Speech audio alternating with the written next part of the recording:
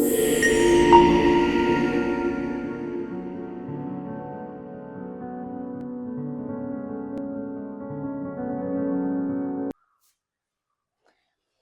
morning, everyone. I, Mashitha, and I'm a ninth grader from Markaz Public School, Kottamudi. Today, I stand in front of you all to speak about a vision that can transform our world: inclusive classrooms. Inclusive classrooms is a place where students of all abilities, backgrounds, and learning style come together to learn and grow. It is a place where every student is respected, welcomed, and supported regardless of their differences. First, let us celebrate the benefits of inclusive classrooms. These classrooms create an environment where every student can flourish. When we learn alongside peers with diverse abilities, we cultivate empathy, compassion, and understanding. As Mahatma Gandhi once wisely said, our ability to reach the unity in diversity is the beauty and the taste of our civilization. In these inclusive classrooms, we live this unity every day. These classrooms also prepare us for the wider world.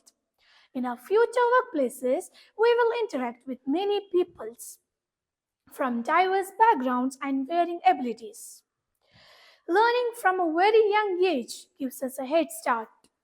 As Dr. APJ Abdul Kalam once wisely said, educationists should build the capacity and the spirit of inquiry, creativity, entrepreneurial, and moral leadership among the students and become their model. Now, let us talk about laws. We have many laws which speaks about inclusive education. India has signed the UN Convention on the Rights of the People with Disabilities.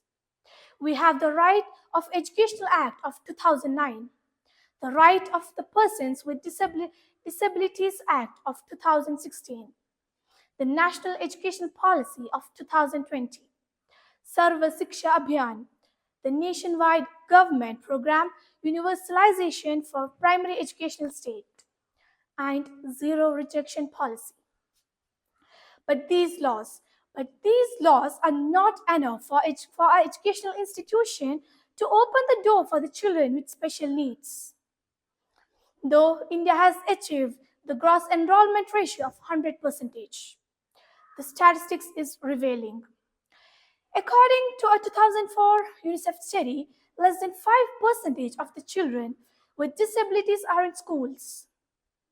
But what are the barriers that prevent mainstream schools from accepting children with special needs?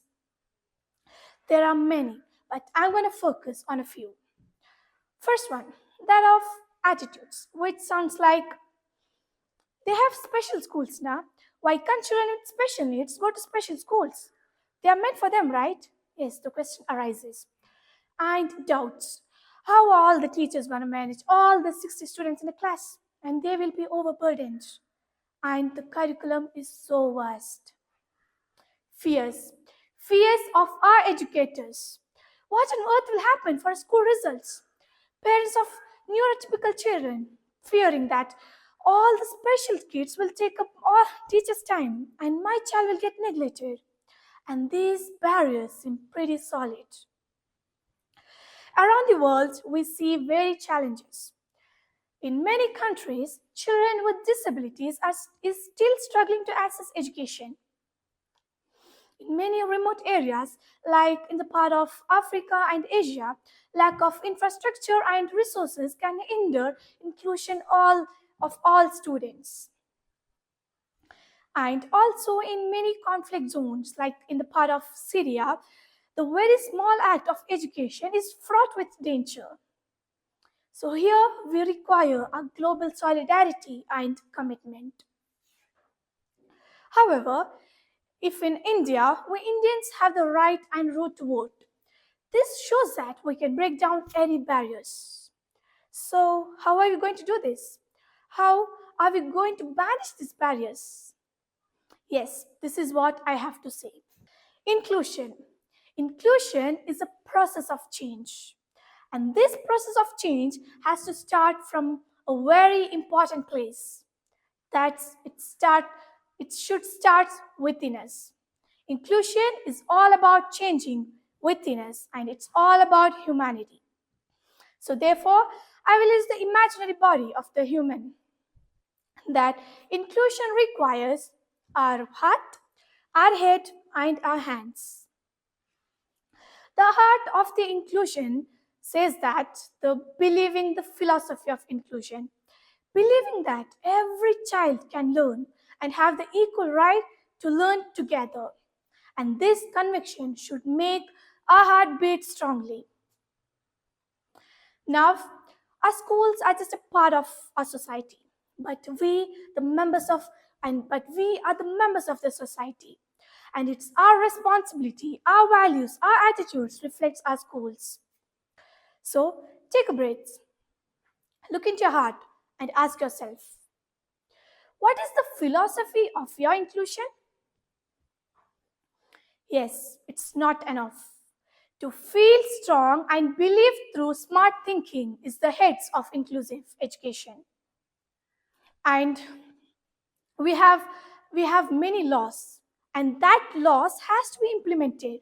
And this is the hand of inclusive education, the hand which works for inclusive education. Inclusive practices means teachers changing the teaching methods so that learners can catch up easily. Also, they will be developed in philosophies, policies, and practices.